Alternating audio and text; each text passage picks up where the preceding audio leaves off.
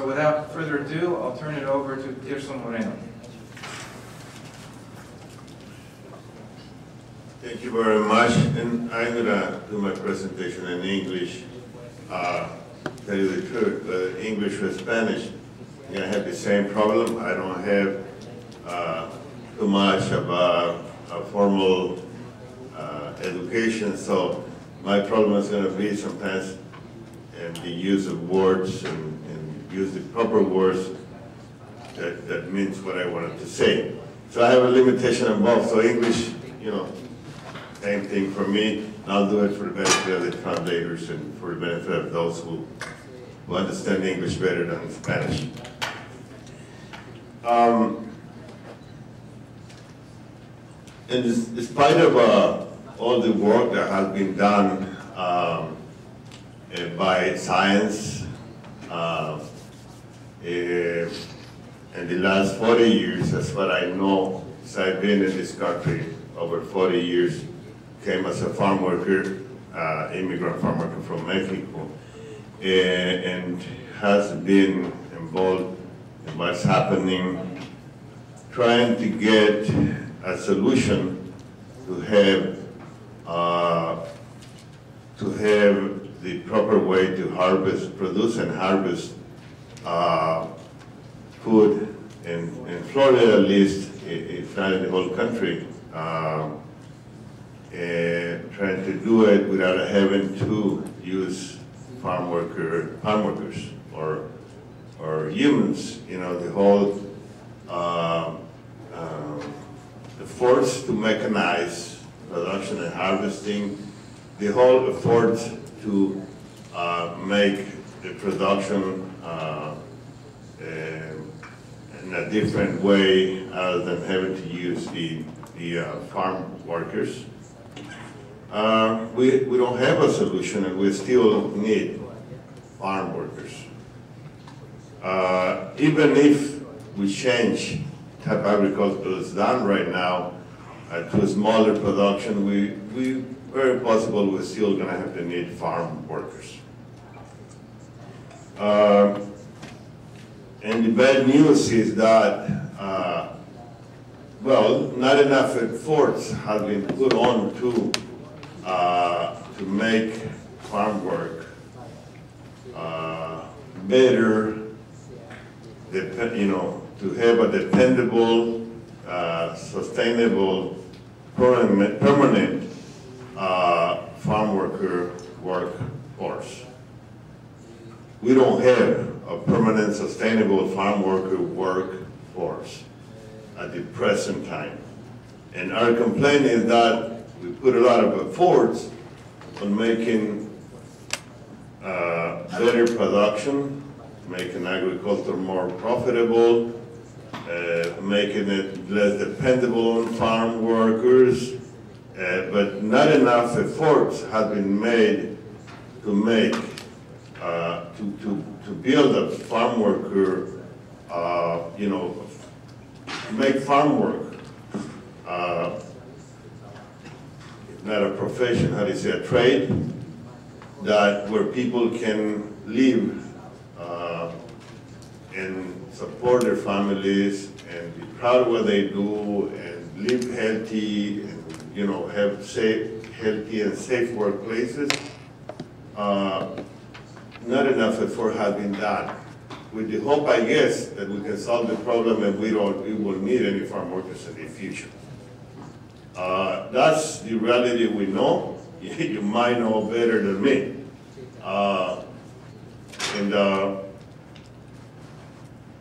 We have some realities we have to deal with, and I mean, in the last 40 years, some improvements have been done, not because, you know, conscience sometimes, but because we had to pressure and denounce the injustice and the bad treatment that, you know, we do to our farm workers. At the present time, things are not better than 40 years ago when I came in to this country as a farm worker. The truth is that the farm workers right now live in a worst economic situation. Of course, some things change, and people wanted to have more things than we used to have access to 40 years ago, right? I mean, but everybody wants those things, not just the farm workers. The farm workers, as far as we know, and there's not a, we not always have the help of the academicians and the science and the educational institutions to have the enough professional proof to support what we say. But we know the farm workers at the present time make about half of what is needed to be just on the line of the poverty level. And that's, that's reality. Farm workers can only buy, not fully buy what probably considered decent food, and not decent enough good housing. Those are the two first things that they have to look for them and their families.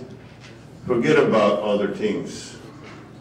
Forget about education or healthcare.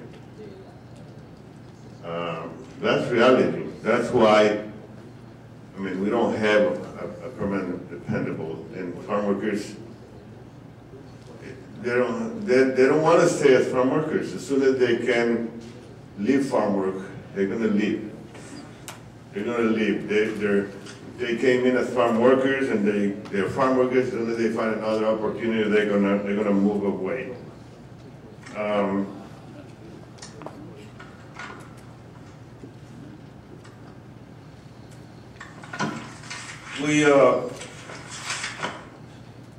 going to say a little more about some of the, things that are also part of reality.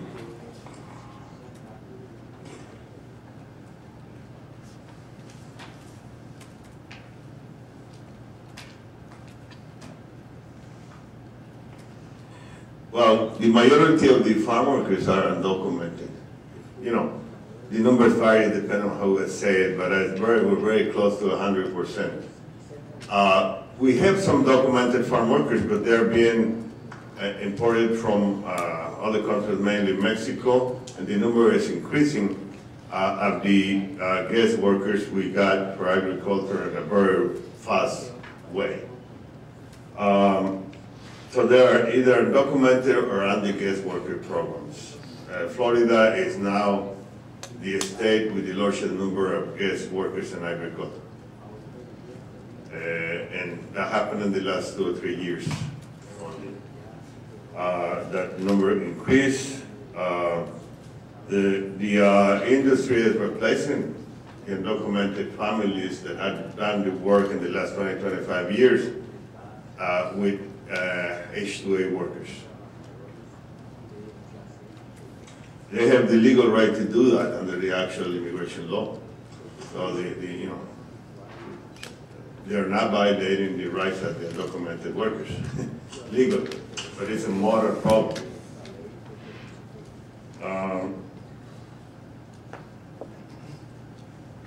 The farm workers still have the highest possibilities compared with other workers.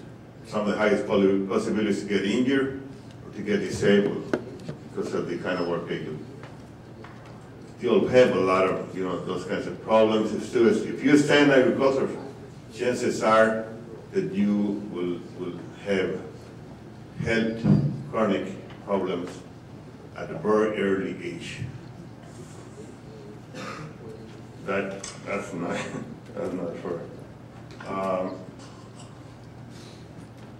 We can go on and on. We also have not fixed the problem of the farm workers not being covered or protected by the most important labor laws, not only in this country, in the world.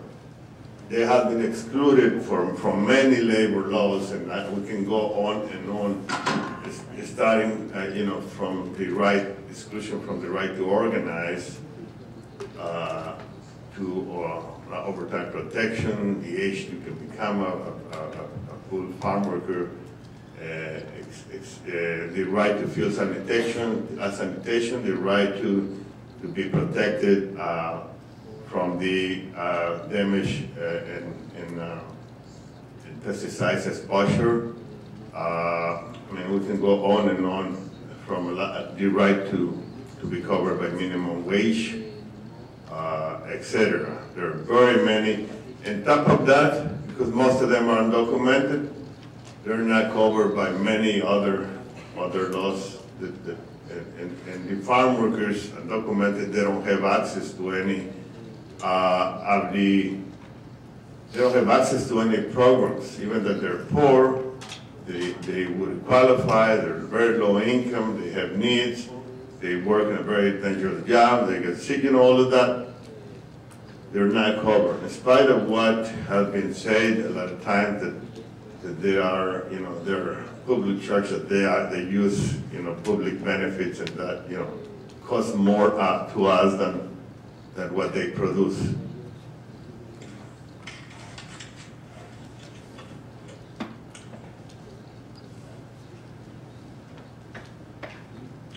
So, as I said before, as soon as they can move away, they move away to agriculture, they have to be replaced. There's a very high rate of mobility.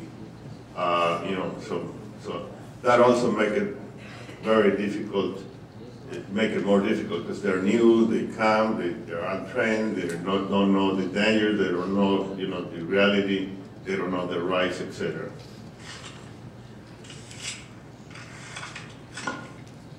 We do believe that, some of the biggest things that need to be corrected is that farm workers need to be covered by labor laws that are necessary to protect, aside from the right to organize.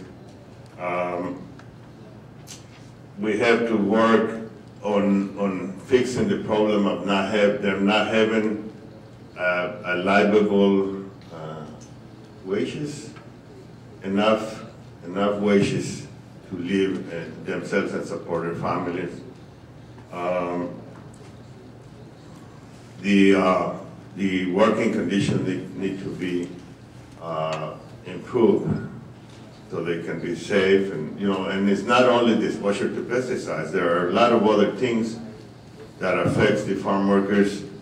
Starting from that, and that has been very visible now, but also the way farm work is done, still being done since, when I came into the U.S. the first time, still pretty much the same style, using piece-raised systems that wear out, and affect physically our farm workers. Using the labor contracting system that, it get away the responsibility from the real employers, the real beneficiaries of the profits that are made out of a rich industry in this state.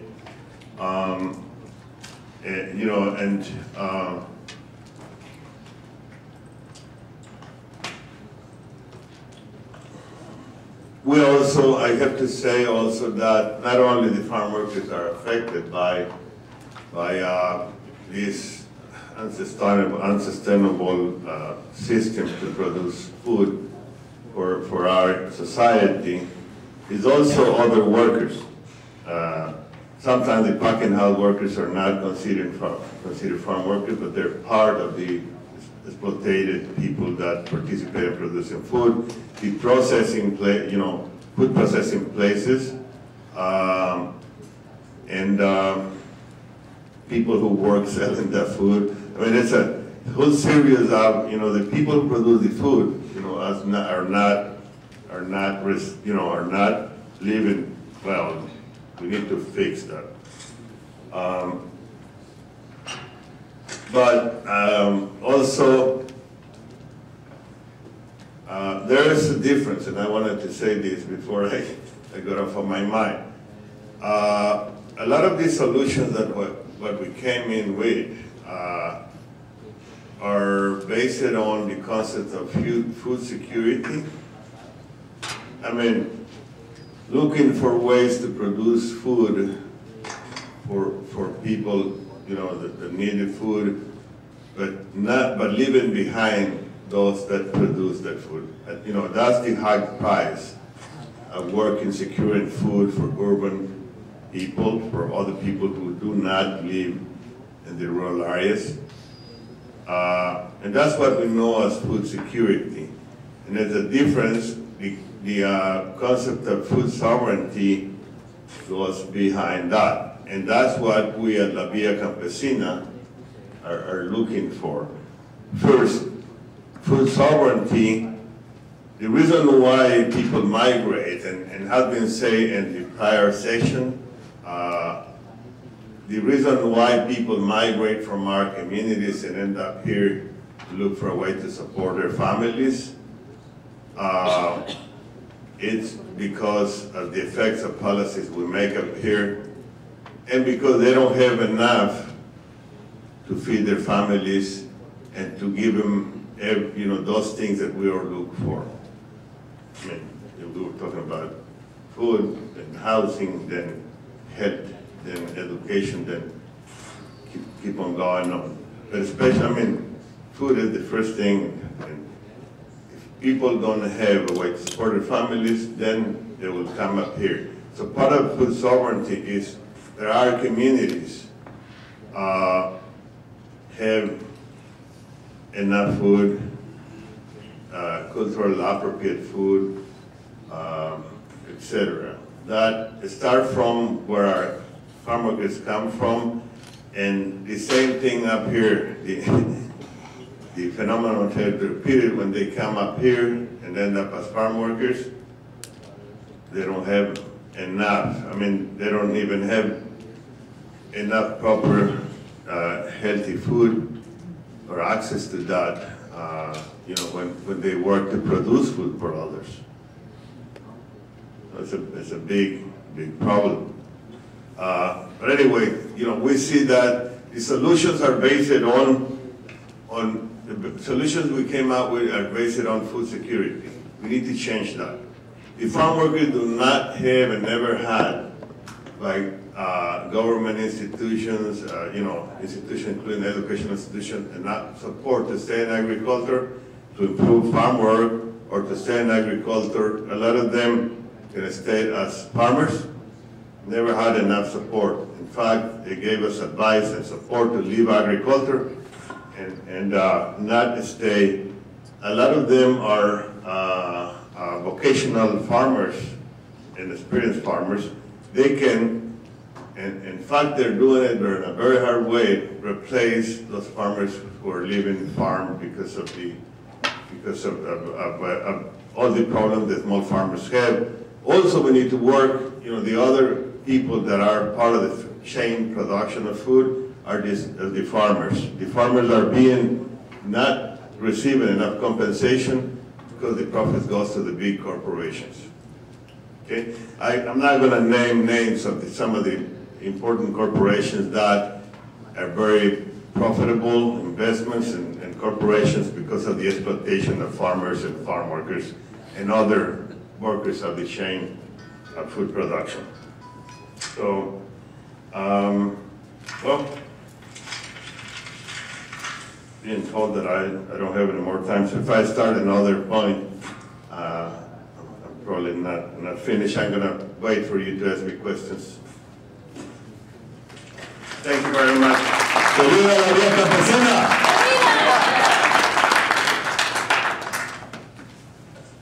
Thank you, Tirso. Now we have Liliana Castro Pisa.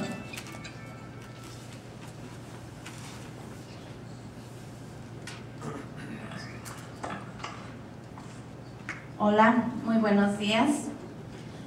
Liliana Castro Pisa, formo parte de la Unión Nacional de Mujeres Indígenas y Campesinas, UNMIC, una organización que nace en la UNORCA, una organización de mujeres Esta organización nace en el marco del Día Internacional de la Mujer Rural, derivada de un encuentro de mujeres unorquistas realizada el 15 de octubre de 2009, pero constituidas legalmente hasta el 2010. Cabe mencionar que no es el momento en el que nace el movimiento de las mujeres al interior de la UNORCA. Hay organizaciones para esta fecha que ya llevan 20 años trabajando, 15, 10 años. Entonces, fue una estrategia organizarnos con la finalidad de hablar y defender los derechos de las mujeres. Tenemos influencia en 15 estados de la República Mexicana y pues agrupamos a más de 10,000 mujeres, entre mujeres campesinas e indígenas que habitan en el medio rural y en el medio urbano. Y bueno, pues que nos dedicamos a la agricultura, a elaborar artesanías, somos amas de casas, algunas profesionistas, algunas se dedican a la pesca. Bueno, hay una diversidad de actividades que realizamos las mujeres.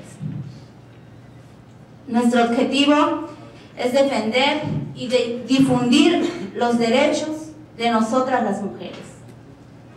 Derechos que tal vez están plasmados en la ley en México, pero que desafortunadamente en el medio rural y también, ¿por qué no?, en el medio urbano, muchas mujeres desconocemos.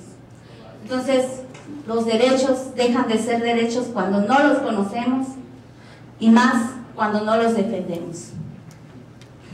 Luchamos también por una soberanía alimentaria, que día con día la defendemos,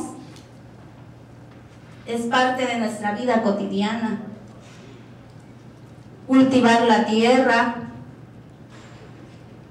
preparar nuestros alimentos en la casa, cuidar de esas semillas que se han heredado generación tras generación y que hoy en día el sistema no las quiere arrebatar. Promovemos acciones que fortalecen los liderazgos y la capacitación de las que integramos la UNORCA. Gestionamos demandas de carácter social y económico. Cabe mencionar que muchas de las veces las mujeres sufrimos violencia económica. Si no tenemos ingresos, no podemos desarrollarnos. Porque pasa que en ocasiones nos invitan a la escuelita, nos invitan a conocer nuestros derechos y de repente resulta que no tengo ingresos, no puedo moverme. Y en algunos casos los esposos dicen, puedes ir a donde quieras. Pero si no tenemos una economía, si le estamos pidiendo dinero para ir a estos lugares, a reeducarnos, si no los da, quiere decir que nos da permiso. Y si no nos da el recurso económico para movernos, simplemente no nos dio permiso.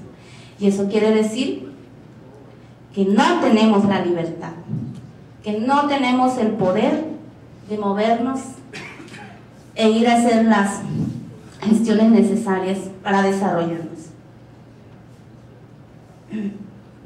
También nuestra tarea, nuestro objetivo es incidir en las políticas públicas con enfoque de género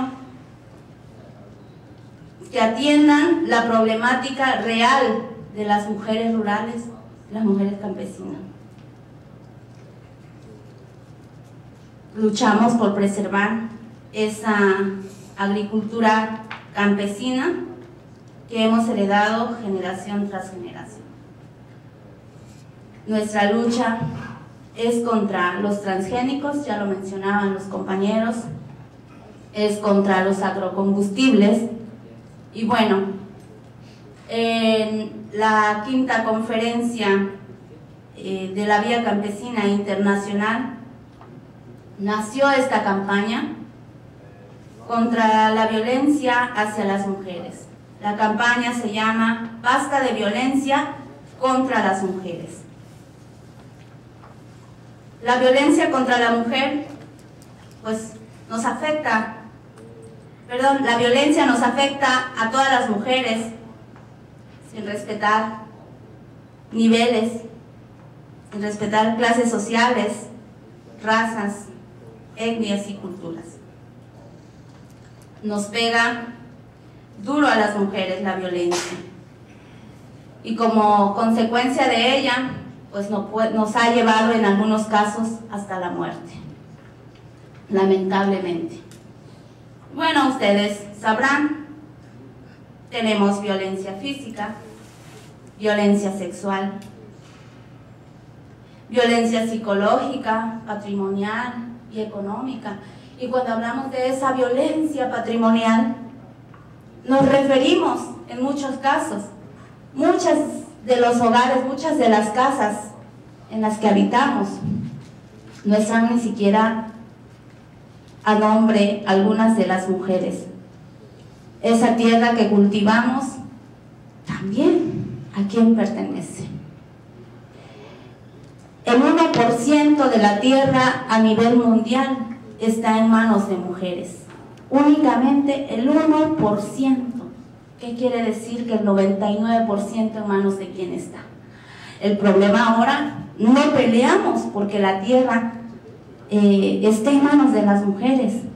Ahora lo que peleamos es porque no esté en manos de esas transnacionales. Es lo que defendemos. Y bueno, no se diga la violencia estructural que vivimos, a la cual nos enfrentamos día con día. Porque resulta que de repente me dicen que para estar bonita y tener una figura esbelta, tengo que ir al gimnasio, tengo que ir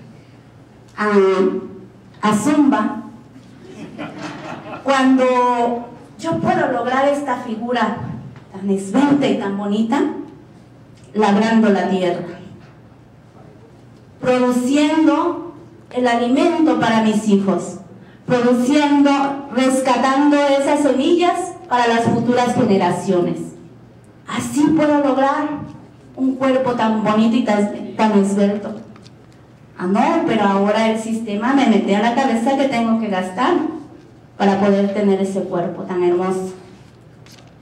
Nos han vendido la idea que para vernos bonitas tenemos que lucir maquillaje, pero no nos han dicho la realidad. ¿Qué hay detrás del maquillaje?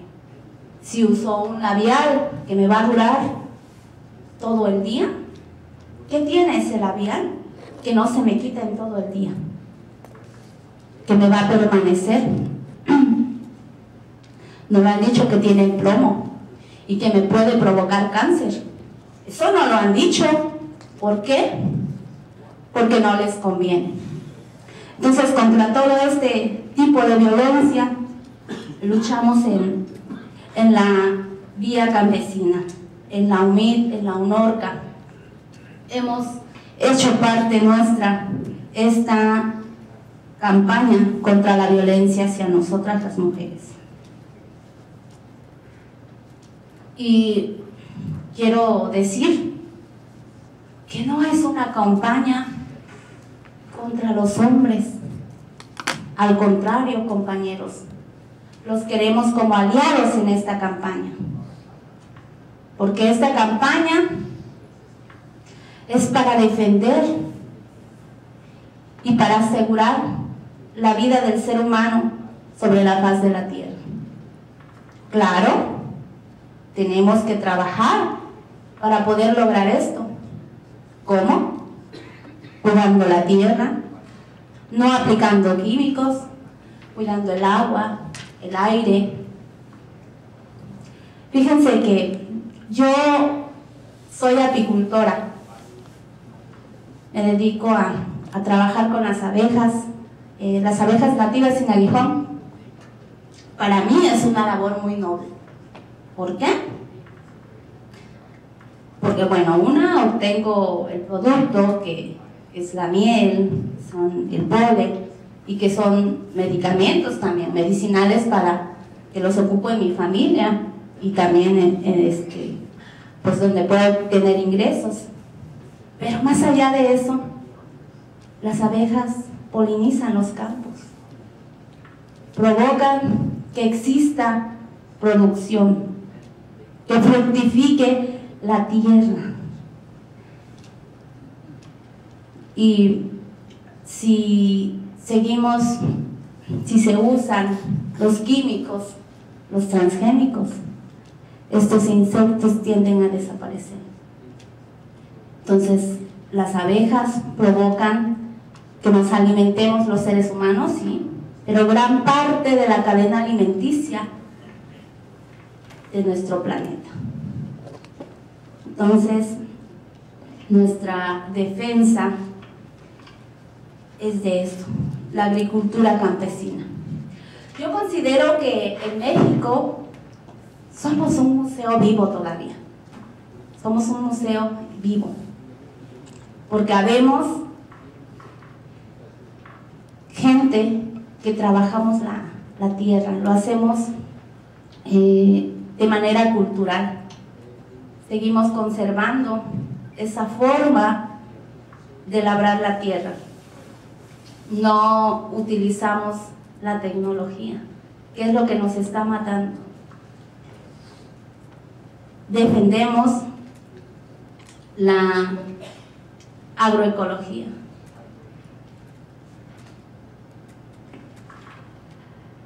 Producimos nuestros propios productos.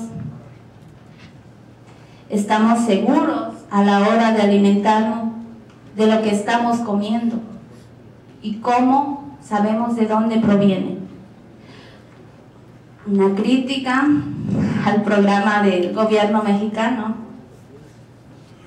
la cruzada contra el hambre, y también nos pone en riesgo a las organizaciones. Resulta que ahora está promoviendo comedores comunitarios, está promoviendo la seguridad alimentaria. En esos comedores los llena de comida, provocando que el campesino deje de trabajar su tierra, deje de producir esos alimentos. ¿Para qué? Para tener una dependencia alimenticia. Luchamos contra todo eso. Nos está llenando las mesas de transgénico. Y lamentablemente hay personas que lo desconocen. Pero claro, para eso estamos nosotros. Para eso estamos la Vía Campesina, que la integran hombres, mujeres, jóvenes y niños, ¿por qué no? Una de las tareas también es no nada más llevar estas campañas con los hombres, los jóvenes, también los niños los estamos incluyendo, porque son el presente y son el futuro de nuestro planeta.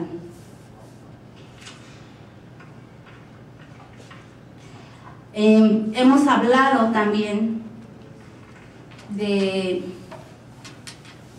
la violencia con las mujeres migrantes. Estos días que hemos estado aquí hemos tenido la oportunidad de encontrarnos con compañeros y compañeras mexicanas. Cuando ellos vienen para acá, vienen con el sueño americano, pensando que acá van a hacer riqueza.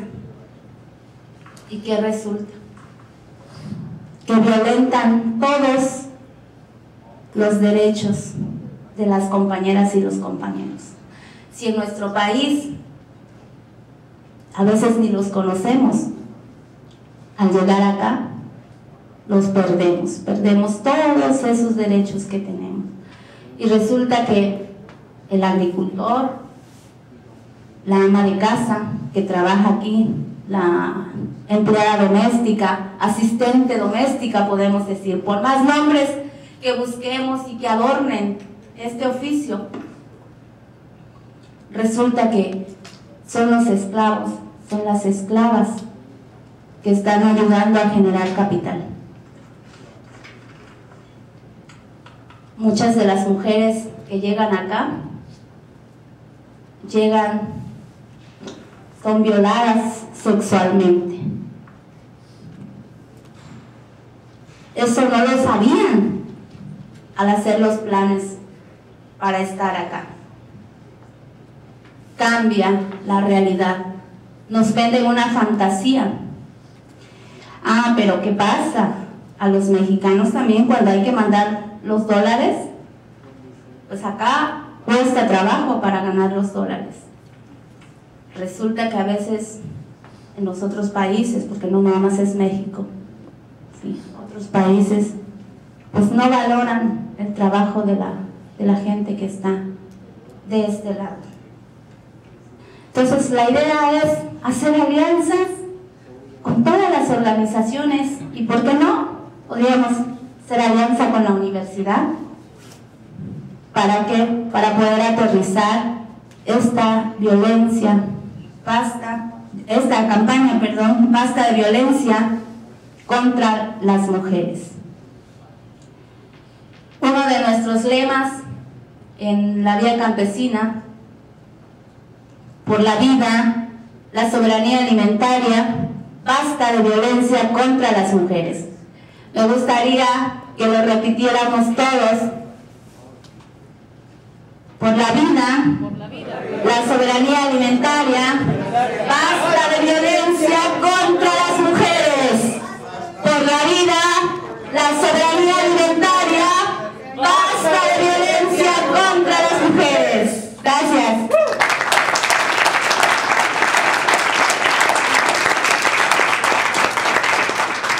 Gracias, Liliana. And now we have Paulo Ortiz.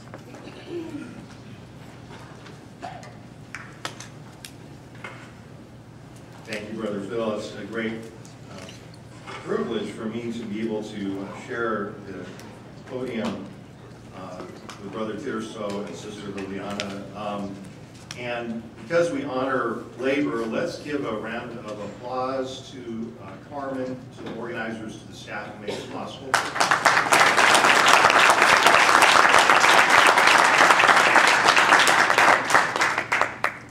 I'm going to approach the topic at hand from the perspective of a labor historian. From a labor perspective, the conditions outlined by Brother Tirso and Sister Liliana are challenging. They're tough. They've been with us for many centuries. But thanks to their work, and thanks to the dialogue that we're having today, thanks to the work of La Via Campesina, we know that there are answers to these problems. And it's important to remember this because sometimes from a labor perspective, the problem seems so challenging and almost out of control in many ways. The sexual exploitation of female workers, the low wages, the poverty, the problems in occupational mobility that Brother Tirso referred to. But again, because of the work that they are doing, we know there are answers. In the model that La Via Campesina has put together, the dialogue model of the different peasant movements, there are answers. There are answers to the problem of exploitation in the power that we have today as workers, as consumers, as people who travel across borders. So I don't want us to get too depressed. Sometimes in labor forums in agriculture, there's a deep sense of depression, but we've already been kind of worked beyond that because we have activists, and most importantly, we have a great chance of dialogue. We have these amazing pieces of information over here on the wall. We have this new piece that Sister Carmen was just circulating to us, the Journal of Peasant Studies, this new article on food sovereignty and agroecology, which tries to distill the work of La Via Campesina, which just came out in the January issue of the Journal of Peasant Studies. I read it last night. It was eye-opening. It was a revelation to me. So we have a lot of resources at hand. What I'd like to do in my comments is to begin with a story. And as Brother Tirso knows, we have been trying here at the University of Florida to gather more stories and promote the stories of agricultural workers. And we're so grateful to the Farmers Association for working with us and making that possible. So now in the Samuel Proctor Oral History Program at the University of Florida, we have an increasing number of first-hand stories from farm workers in the state of Florida. And we need to continue gathering and promoting those stories to get those perspectives. So I want to thank him for the work he's done making that possible.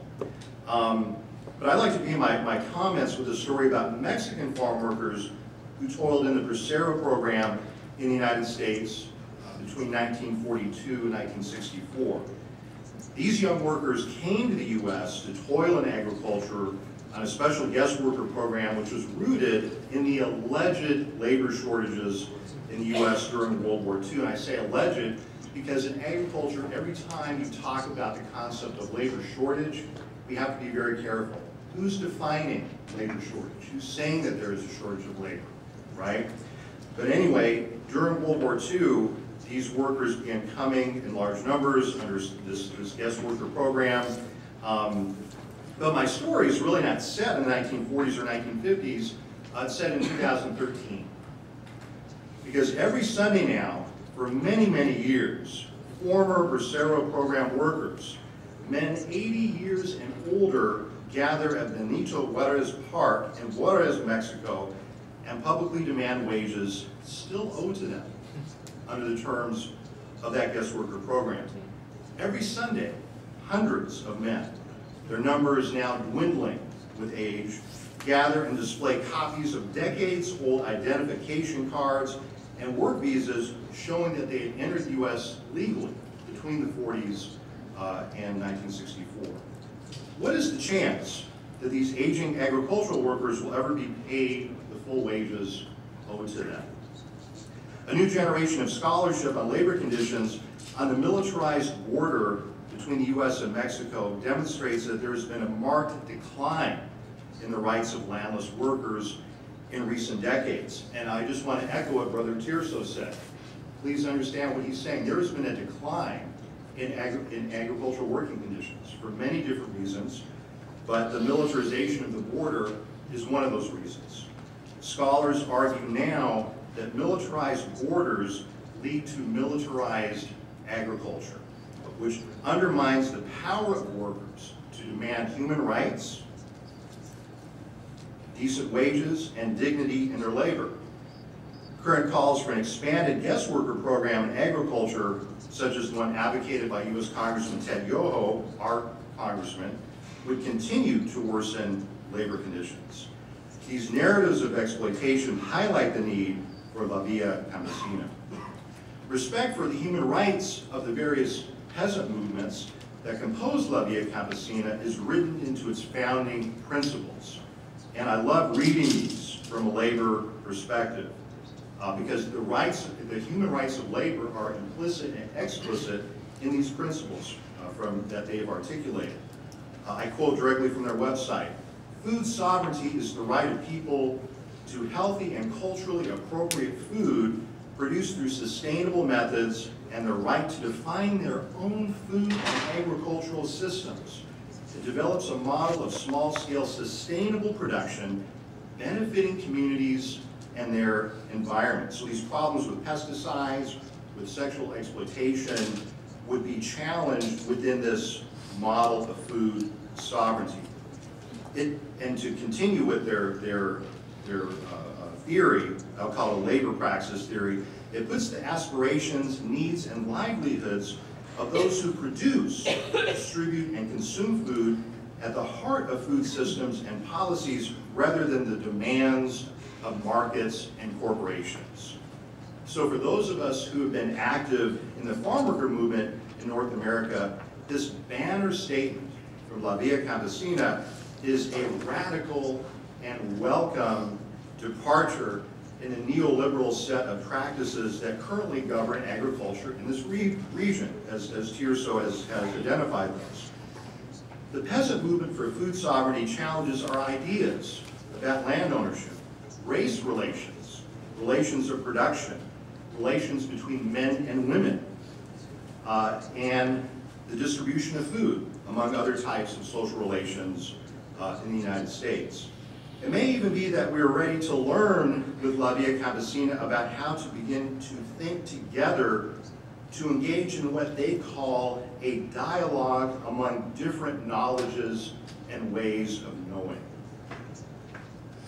Think about this for a moment. Stories, and just to paraphrase Charlie Thompson, who just finished this incredible epic journey among, on the U.S.-Mexican border. And what he's arguing in a forthcoming manuscript is that wall that we're militarizing on the U.S.-Mexico border, which undermines the conditions of agricultural workers and other workers, is beginning to be erected in our own minds, whether or not we live on the border or not. Every time you hear someone in Florida talk about border security, that's racial code language, right? What Charlie says is stories are the opposite of walls. And we need to begin to share each other's stories and to do what we're doing today. That's part of the answer to the exploitation that we're talking about in labor. I believe strongly that the prospect of building an alternative future, as La Via Campesina is talking about and trying to do, requires an understanding of the past.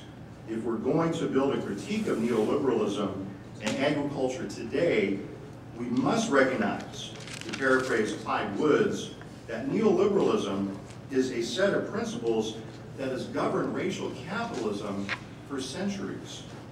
In respect to gender, the control that the slave owners and the state exercised over the productive and reproductive power of enslaved women was driven by the type of agricultural system that was created in the Americas, more specifically I'm talking about the US here, between the 1600s and the mid-19th century.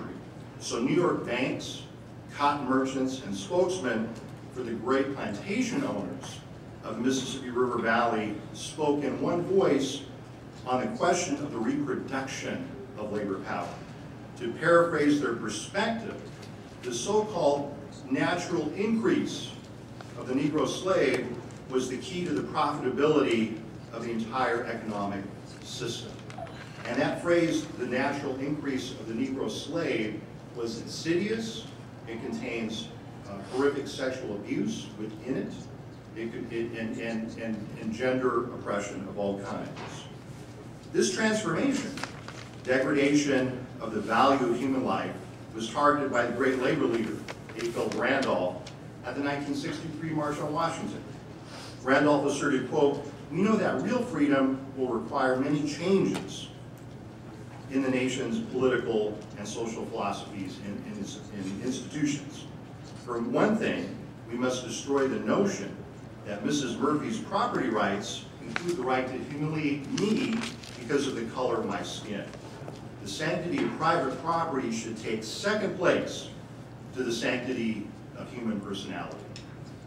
A brief history of agriculture in North America illustrates Randolph's observation and highlights the needs for the principles enunciated by La Via Campesina today. The mass dispossession of farmers in the Americas, as we know, begins with the European invasion of the Americas and the imposition of plantation slavery in the 1500s. In the U.S., small farmers continue to lose tens of millions of acres of land in the 19th and early 20th centuries, so that today, less than 2% of the population in this country are farmers. We lost this land as a result of neoliberal practices of the 19th and early 20th century, even though we don't often call these as such. These included corporate consolidation of distribution networks, railroad seizure of arable land through state policy, small farmers being driven off the land, as well as the violent dispossession of farmers of African and Mexican descent all across the American South, from Southern California to Southern Florida. Indeed, land loss in the United States has often been a violent act against rural people that often parades in our history textbooks as progress. In reality, land dispossession is the cornerstone of both Jim Crow and Juan Crow systems of racial oppression. The great agricultural scholar and labor activist Ernesto Galarza argued, quote, the black slave, the sharecropper, the hired hand, the migratory harvester, the wetback, the bracero, and all the intermediate types of land workers in America never had any institutional connections with the government because they never possessed land. Agricultural labor in the U.S. is also inevitably rooted in the overlapping histories of slavery, debt peonage, convict labor, and forms of unfree labor that endured long after the formal end of slavery in the United States. This is a trick question I give my students when I teach African American history. At the first day of class, I ask them, when did slavery end? Right, and they'll say 1863, 1865, the end of the Civil War. By the end of the class, they know that's not the right answer.